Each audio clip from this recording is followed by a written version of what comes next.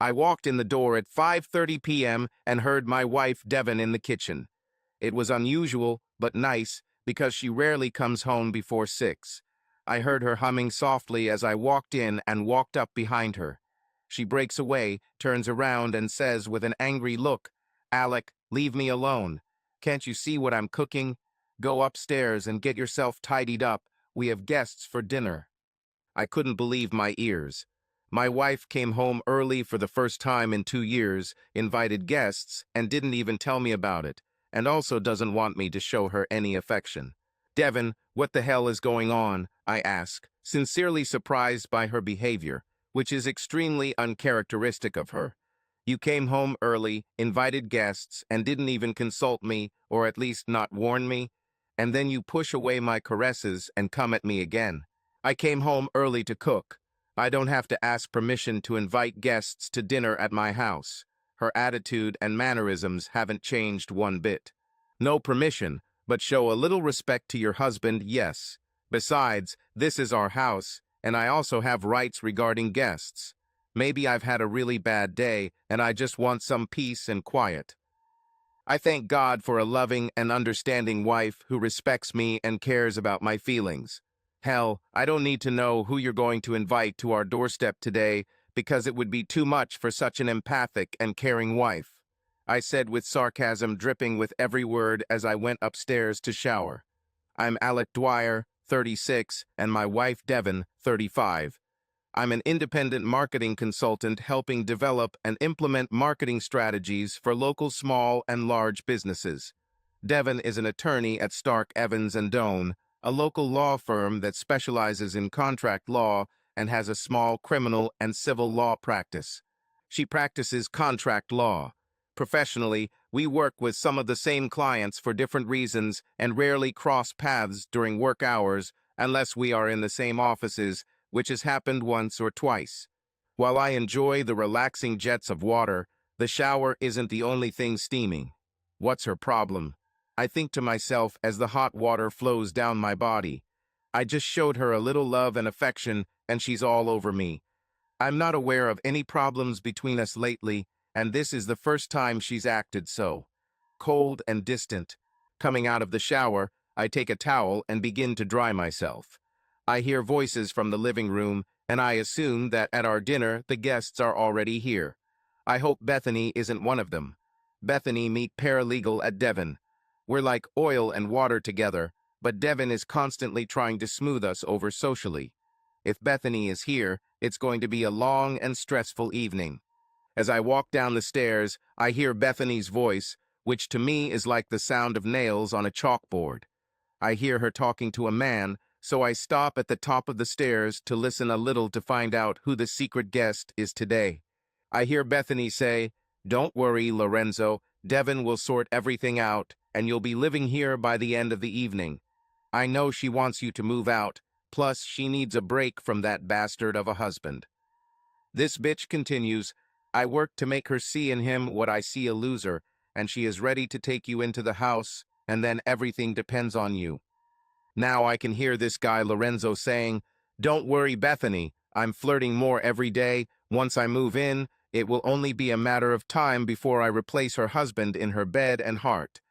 I can imagine the smug look on his face as he continues, "Dude, when you go for someone, you go all out. I never want to get on your bad side. Why do you hate Devon's husband so much?" I just don't love him, and he doesn't love me, and most importantly, he doesn't deserve a woman like Devon. I will never understand what she saw in him. This is where you come into play. The sooner you seduce her, the sooner I'll get rid of Alec, and the better it will be for Devon. And then I'll use my magic to win her over, and I'll have her in my bed in no time. So enjoy it while you have the chance. Stunned, I turn around and head back to the bedroom. I need to think and collect my thoughts, and most importantly, try to come up with a plan to stop this before it goes too far. Sitting on the bed, head in hands, I think, how could Devon fall for this? She's a smart woman, a damn lawyer. I was loving and supportive of her and her career. Apart from the usual arguments that married couples have from time to time, we haven't had any major problems, so why? Now she plans to move this bastard into our house, while he crawls like a snake, intending to seduce my wife and destroy my marriage. The question is, how far has Devon come? Perhaps it's too late and I've already lost her. This would explain her hostility towards me. How long has that bitch Bethany been working on my wife? An even bigger question is why. There must be more than just mutual dislike. I know stories where the husband wants him cuckolded and enjoys watching his wife make or share love with another man. It's definitely not for me. I take commitment and my wedding vows seriously, so there's no way I'm going to let that bastard take my place in Devon's bed or her heart, even if my marriage is over. And this bitch will definitely never touch her. It really hurt me that she took that man-hating bitch Bethany at her word, without even trying to discuss with me whatever she thought I had done to try to sort out the issues. Until now, we have always respected each other and talked about everything that concerned us and our marriage. I feel betrayed, like I've already been cheated on. I thought we had a real deep connection and a stronger marriage than that. Lost in thought, I did not notice how Devon entered the room and how long she stood looking at me with eyes full of hatred. "Alec, why are you just sitting here? Our guests are already here. It would be nice if you got off your ass and entertained them while I finished cooking." She clearly made it clear that she was unhappy with me. "Sorry, Dev," my affectionate name for her. "I'm on my way. Who should I entertain?" If you really care to know, this is Bethany and a new colleague. His name is Lorenzo. He just graduated from law school and is working as an intern until he passes his exam, and don't call me Dev, was her sharp answer, after which she abruptly left the room. As I walked down the stairs, I wasn't looking forward to the next few hours with joy, especially knowing what the plan really was for that evening. "Hey, Bethany, who's your friend?" "Hi, Alec. I'd like you to meet Lorenzo Caruso. He works in the office with me." "Hi, Lorenzo. Nice to meet you," I said without much conviction. "Alec, yes, you are lucky. Dev is a beautiful woman." "Dev, are you serious?" The smug look on his face shows how little respect he has for me and my marriage. "Anyone want a drink?" Bethany spoke first. "Yes, you know my favorite drink, and Lorenzo will have the same." Her usual drink is white wine. I walked into the kitchen to get Devon her drink, but when she saw it was me, she said, "Put it on the table, sharp." "Devon, what's your problem with me? I'm trying to be polite, but all you do is yell at me. What's going on?" "It's just a big deal at work. I'm nervous, so maybe you could give me some space." "If you're so damn nervous, then why did you invite these two to dinner?" The anger was evident in my voice, and I had finally had enough of being a doormat. "You act like crap, barely talk to me, and when you do, it's full of contempt, and then you invite the audience for this little show that unfolds." As I spoke, she turned around, refusing to even look me in the eyes, and this angered me beyond belief. "I know more about your little passion show than you might realize, but if you want to play games, fine, I'll play. Do you want space? Okay, you have it. Oh, and by the way, you are not going to move into this house with your boyfriend unless you are ready to consummate our marriage right now, Dev." Before she could answer, I left the kitchen and headed into the living room. I took the drinks from Bethany and Lorenzo. "Dinner is canceled, now get out." There was complete surprise on their faces, and before Bethany could say anything, I said, "The door is over there." Lorenzo tried to go into the kitchen, but I stopped him. Opening the door, I pushed him out. I turned around to see Bethany getting ready to hit me. I moved my face closer to her and said, "Bethany, I never want to see you again. If Devon sees you, it will mean our marriage is over, and I will blame you for it, and believe me, you and your lover will pay for it. Now get out of here." She screamed something while I closed the door on her and locked it. I returned to the kitchen to find Devon sitting at the table, crying. She looked down, still refusing to look at me. "Devon, before I give you the space you so desperately want, I need to say a few things, and you better listen. First of all, dinner has been canceled, and the two homewreckers you brought to our house have left at my invitation. Tomorrow, when this is your home, you can do whatever you want regarding dinner companions and guests." I overheard your bitch friend Bethany and that ass Lorenzo plotting to bring him into my home and my marriage in order to force me to take it or leave. Well, I choose the latter. The quiet crying turned into loud, uncontrollable sobs. Normally this would bother me, but today I continued to say my thing. You have deeply hurt me with your attitude and actions this evening by refusing to speak to me civilly or discuss what bothers you about me. You allow outsiders to dictate the status of our marriage, and then you conspire to make me a cuckold. I see now how little I or our relationship means to you, so I will tell you what I plan to do, more than you showed me this evening. I'm going upstairs, packing my things and leaving so you can have all the space your heart needs. No, Uo, Devon said through sobs. I give you 1 week to think about the events of this evening, and by next Friday, I want your decision about our marriage. I want you to answer these questions. Did you know what their ultimate goal was? Were you planning on cuckolding me? Why should we stay together? If our marriage is a fraud, then why not ask me for a divorce instead of this stupid game? What do you think I did to make you behave this way? What did she tell you to create this situation? Do you know that her ultimate plan is to seduce you and get you into her bed? After 5 years of marriage, don't I deserve attention and respect? Have you ever loved me?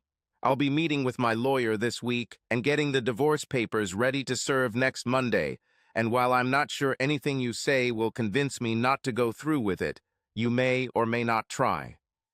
I walked over to the table, lifted her head, and made her look at me. Do you know what was the most painful? When you told me not to call you Dev, even though I know you let Lorenzo call you that, and whether you had sex or not, it tells me you're already close. Goodbye, Devon. Leaving the kitchen, I went to our bedroom, packing my clothes and personal items into 2 suitcases. Using my phone, I made a reservation at the Residence Inn. Taking my bags, I went downstairs and saw Devon lying on the floor in front of the garage door. I opened the door and stepped through it. Opening the trunk, I put my suitcases inside, closed the lid, and got into the car. Started the engine, opened the garage door, and went outside. When I drove to the hotel, I felt pain and great anger towards my wife. I felt a white burning hatred for Bethany and that ass Lorenzo. If one or both were here right now, I'm not sure I could stop myself from beating them to death. As I approached the front desk, I was greeted by a sweet young woman. She looked about 18. Her hair was shoulder length, light blonde with darker shades, which suited her very well. Ironically, the name badge on her ample chest had the name Sandy written on it. Her eyes, a beautiful shade of porcelain blue, radiated innocence, showing that she had not yet faced the harsh realities of a cruel world. Before handing me the key, she said, "Excuse me, Mr. Dwyer, are you feeling okay? You look very pale." Appreciating her concern, I replied, "No, it's just been a very long day, and I'm very tired. Nothing a good night's sleep won't fix. Thank you, Sandy. Good night." I saw her smiling sweetly as I grabbed my bags and headed towards the elevator. Once in the room, I took out the bottle of Jack that I had packed. I grabbed the ice bucket and headed to the ice machine to fill it up. Returning to my room, I took a plastic glass, tore off the packaging, and filled it with ice. I poured a double shot, admiring the amber color of Old No. 7 as it flowed down the frozen ice cubes, absorbing some of their icy coldness. Slowly bringing the glass of the magical drink to my lips, I took a long sip.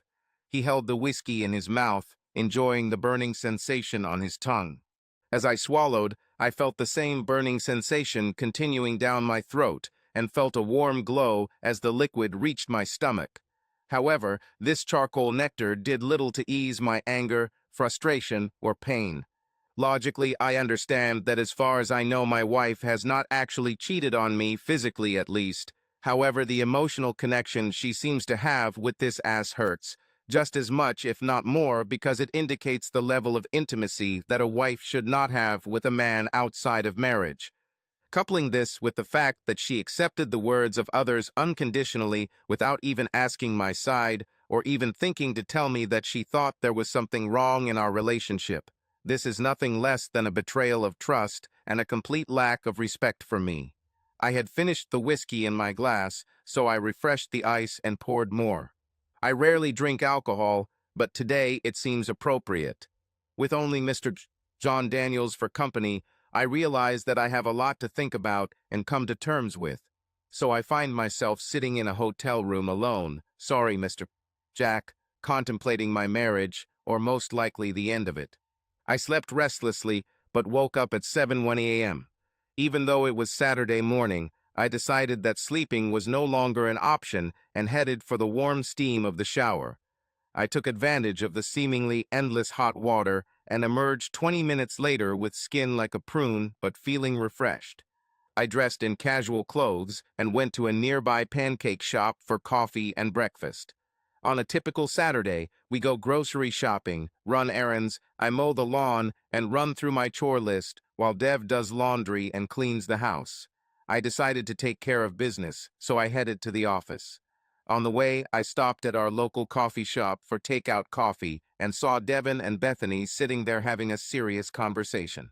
I tried to pay for my coffee before any of them noticed me, but unfortunately I was too late as Bethany looked my way.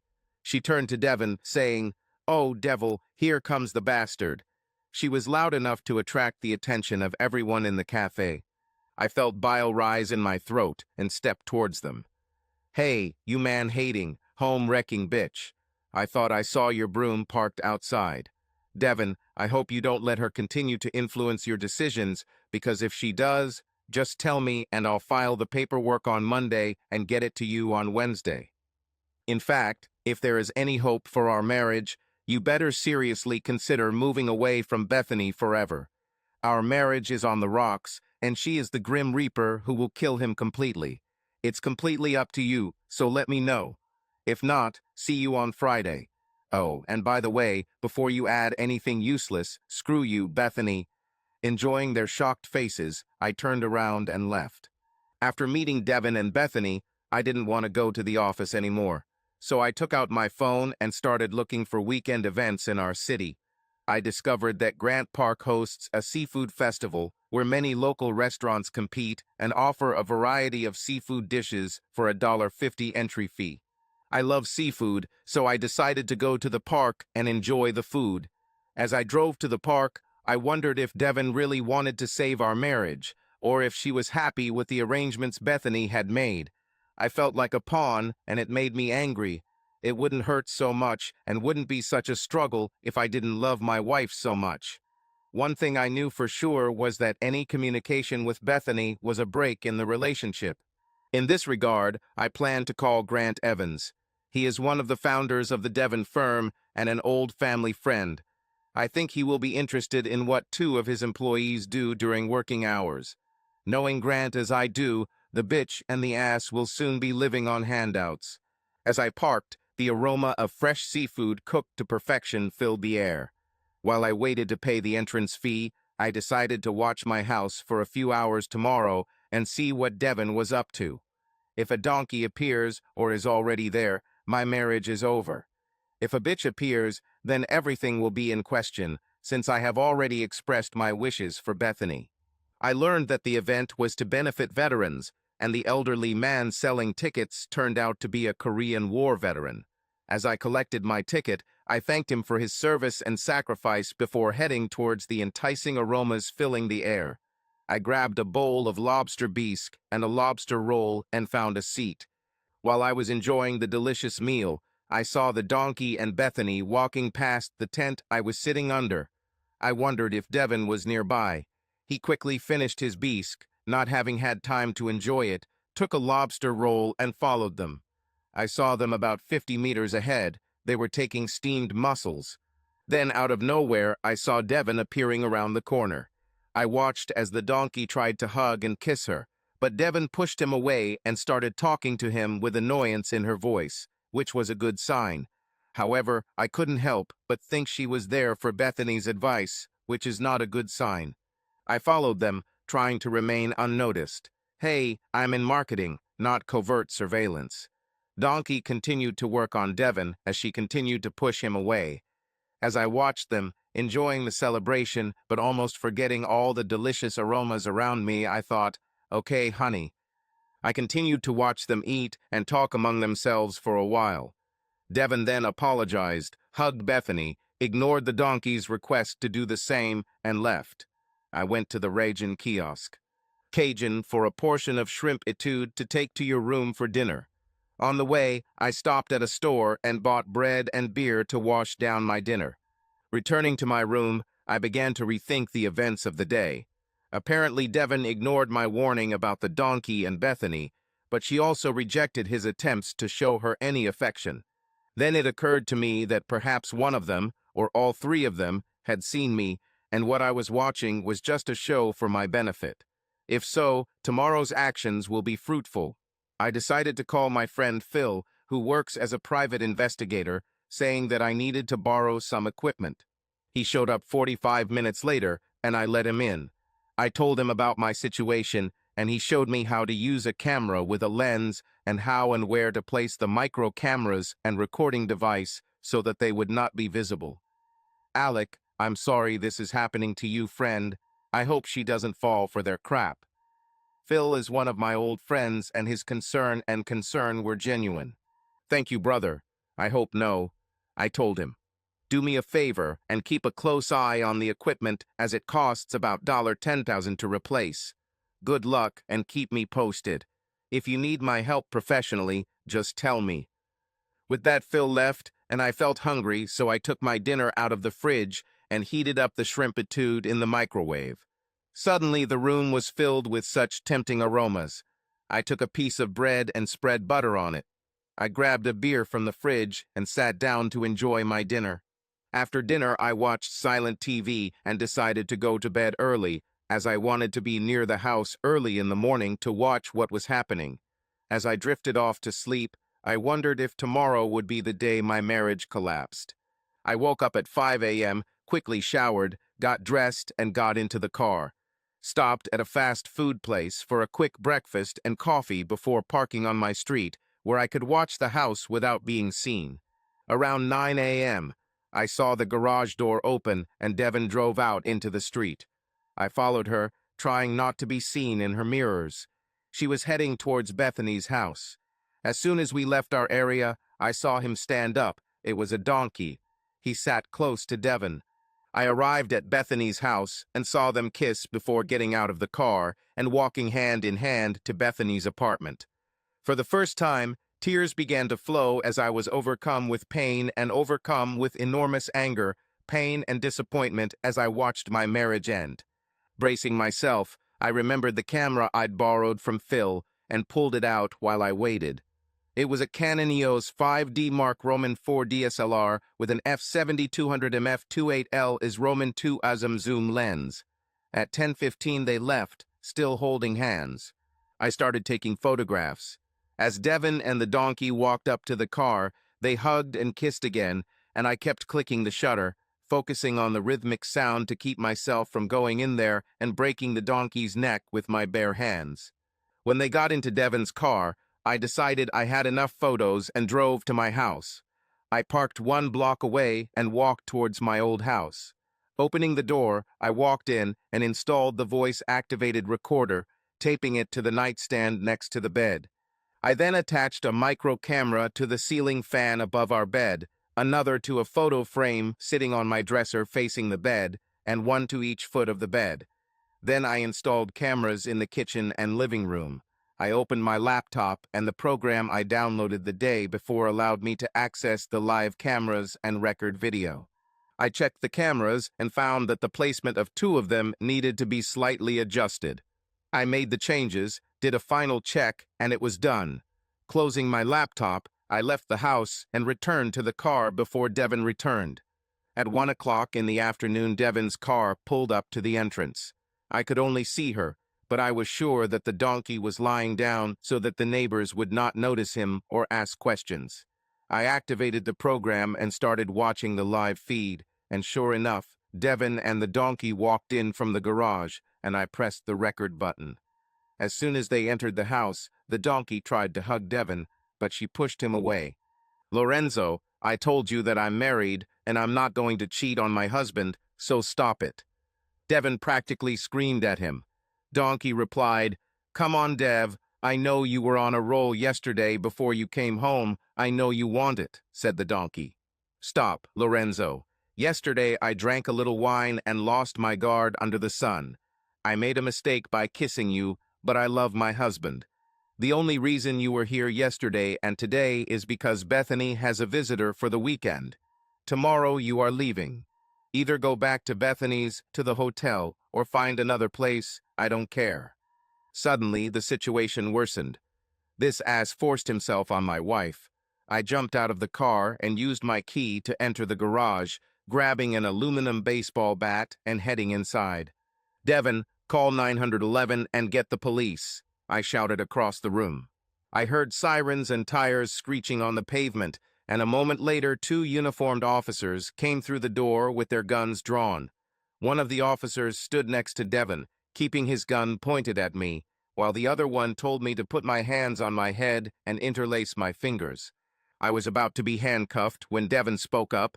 "No, officer, this is my husband, and he protected me from this man." She pointed to the donkey on the floor. The officer immediately handcuffed the donkey and told me to relax. Detectives soon arrived on scene and took our statements while officers arrested the donkey. Detective Dan Williams said, "I think we have everything we need at the moment. If there are any additional questions, I will contact you." Detective Chris Cagney, a woman, took Devin to the hospital to take photographs, collect evidence, and conduct an examination. A couple of hours later, Detective Cagney returned Devin home. As soon as she entered, she rushed to me, hugging me and sobbing heavily. "Alec, forgive me. Please forgive me." I hugged her and said, "It's okay, honey. He didn't have time to harm you. Let's eat, and then you can take a relaxing bath, and we'll talk about everything tomorrow." I went to the kitchen and made us sandwiches and soup. While Devin finished eating, I went to the bathroom and filled the hot tub, laid out her nightie and a clean towel. As I was finishing, Devin came into the bedroom. I came out of the bathroom and saw that she looked lost and depressed. "Honey, your bath is ready, bubbles and all." I looked into her eyes and saw pain and humiliation. I hugged her and said, "Devin, it's not your fault. Whatever your reasons for inviting this ass here, it is not an invitation to attack you. Don't blame yourself. You didn't do anything wrong." "Oh, Alec, I made a terrible mistake yesterday. Bethany saw you at the seafood festival. She told me she needed privacy because her lover was visiting for the weekend and Lorenzo couldn't stay with her. So I left before them, but waited in the car in Lorenzo's parking lot." She stopped to calm down as she started sobbing again. "Alec, I'm so guilty. I pushed him away and told him that if he couldn't behave, he would have to find a hotel for the weekend. He promised to behave and indeed behaved yesterday. And then you know the rest. By the way, how did you get here so quickly?" "Well, I saw all of you at the festival while I was eating. I saw you talking and laughing with that bitch and donkey. Given your behavior on Friday and my statement about how I felt about their plans and my opinion of you, I was seething with anger all night. I decided to go home this morning to see what was going on. When you left the parking lot on Saturday, I thought you were alone, but now I know you're not. This morning I sat in my car watching the live feed from the security cameras I installed on Monday. I watched, and when I saw him attacking you, I rushed inside. Next thing you know what happened." Pushing away from me, she said, "Were you spying on me?" "Yes. The hours spent in the hotel room alone with my thoughts and wrestling with the question of your motives for Friday's events, as well as seeing the 3 of you, pushed me over the edge. I wanted and needed to know if our marriage was worth saving or if I should file for divorce. So yes, I stopped spying on you today. Devin, I wish I could apologize for this, but I can't. If I weren't there then." Devin rushed to me, hugged me, and kissed me. Looking into her eyes, I saw only love and tenderness.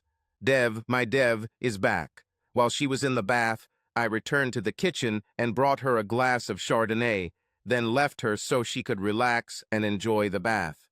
An hour later, I heard her coming down the stairs, so I went out into the living room. She was in her white terry robe, and the golden rays of the setting sun coming through the window illuminated her descent. She had an aura like an angel descending from heaven. Looking into my eyes with the sweetest smile I've ever seen, she walked towards me. I told her that she is a beautiful goddess. Dev, I love you so much, I never want to lose you. She came up to me and whispered in my ear, "Forgive me, Alec, for Friday, for everything. I love you and plan to show you how much. First, I intend to sue Lorenzo. Even if he somehow gets out of it, his legal career is over. Also, I plan to meet with the partners on Tuesday, and Bethany will be fired as soon as I tell them the whole dirty story. If they don't fire her, I will resign immediately. Either way, she and I are no longer friends. I never want to see her again. Take me to bed and make love to me. Please, Alec, I need it." We spent the rest of the night and most of Monday in bed. I won't go into details, but even a gravedigger couldn't wipe the smile off my face. On Tuesday, I was still smiling. However, Devon did not smile when meeting John Stark, James Evans, and William Doane, the founders of the company. During the meeting, she informed them about what Lorenzo wanted to do while being a guest in our house and his subsequent arrest. She told them about Bethany's role in setting her up with Lorenzo and supporting his attempts to seduce her in order to destroy our marriage, hoping to win her and become her mistress. Devon walked into the house with a smile wider than the Grand Canyon. "Alec, I have great news. The partners fired Bethany and escorted her out of the office with security and plan to ensure that she never works in a law office again, at least in this region. They are also filing a motion with the bar to revoke Lorenzo's license." I spoke with Kylie McManus from our criminal division and told her about the case against Lorenzo. She said the case was pretty solid, and with my testimony and, sorry, yours too, there was a good chance he would be convicted and get a serious prison sentence. "Don't worry, Dev. I will support you, and there is no need to apologize." Bill Simmons will testify that I was with him all day at a seafood festival where I drank too much to go, so he took me to his house where I spent the night, leaving Sunday morning. So don't worry about my testimony, the donkey will pay. Several months passed before the investigation was completed and the prosecutor's office took the case to court. John Stark personally made sure he was denied bail, so the donkey spent the entire time in the county jail. We gave our testimony under oath before the judge and jury.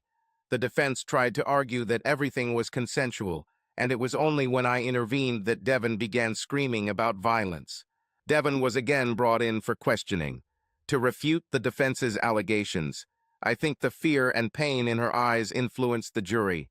Donkey was found guilty, and again, thanks to Stark's influence, the judge sentenced him to the maximum sentence of 7 to 10 years, with a mandatory minimum of 5 years before the possibility of parole. Devon told me that after her dismissal, Stark, Evans, and Doane advised Bethany to leave the Northeast region or they would make her life hell. They were very convincing and Bethany simply disappeared. About a year after Lorenzo's incarceration, Detective Cagney called me to tell me that Lorenzo's life in prison had not been an easy ride. When the call ended, I had a smile on my face because, as I promised Devon, this ass would pay, and he paid in full. Devon went to therapy for 6 months to cope with the trauma and her behavior that led to the incident. I attended several sessions where we discussed her behavior on that strange Friday night and the moment she allowed the donkey to kiss her. Devon admitted that she allowed Bethany to influence her thoughts and that she did not plan to have an affair with Lorenzo. She was brutally honest and said that she found him charming and attractive and that her resolve might have weakened. She felt anger towards me, and after Bethany had pitted her against me all day on Friday, she was truly and completely frustrated with me, and it came to a head on that fateful Friday night. I told the judge that I did not trust Devon's judgment because she had allowed her thoughts to question me, her husband, and the state of our marriage. It took time, but we are back to being a loving and united couple where communication is key. As I reflected on the events of the past few months, I realized that everything that happened ultimately made our marriage stronger, although I do not recommend it as a method for strengthening the relationship. I hear the doorbell ring, which means the guests are starting to arrive. We're having a gender reveal party. That's right, I'm going to become a father. With a smile on my face and a little fear in my eyes, I head inside to find out if we are going to have a son or daughter. In any case, the main thing is that the child is healthy, and we will do everything possible to make him happy. The future looks really bright.